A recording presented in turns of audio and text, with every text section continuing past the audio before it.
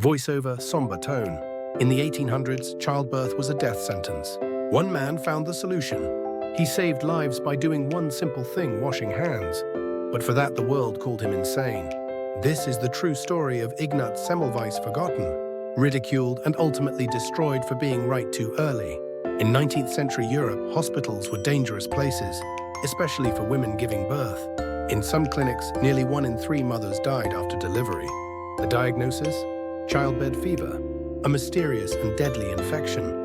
No one knew what caused it. Doctors blamed bad air or moral weakness or even curses. And worse, doctors would go straight from autopsies to delivering babies without washing their hands.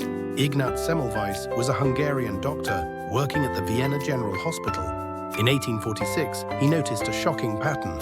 Women who gave birth in the doctor's ward died far more often than those in the midwife's ward. Why?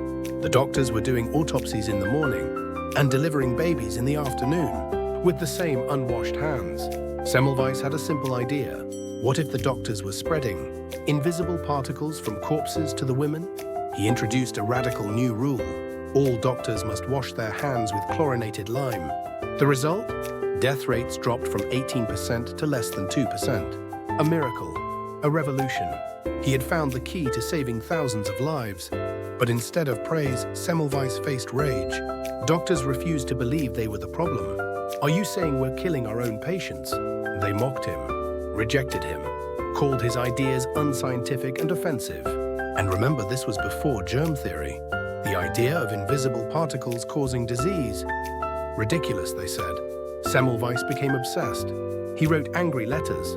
He called doctors murderers for refusing to wash their hands. His tone became harsh, emotional. He lost allies. He lost his job. His work was dismissed as madness. Even his wife and friends began to worry about his mental state. The man who tried to save lives was falling apart. In 1865, Semmelweis was tricked into visiting a mental asylum. Once inside, he tried to escape. Guards beat him severely. He died just 2 weeks later from an infected wound. Yes, an infection. The very thing he had spent his life fighting.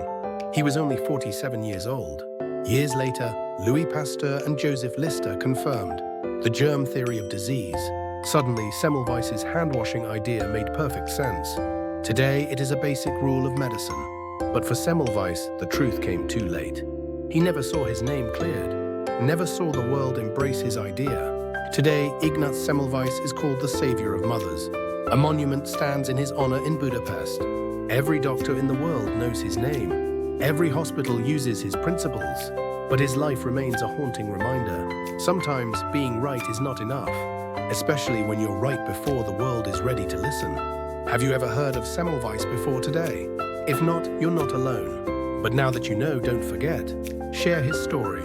Honor his courage. And remember, the next Semmelweis might be out there right now, fighting to be heard.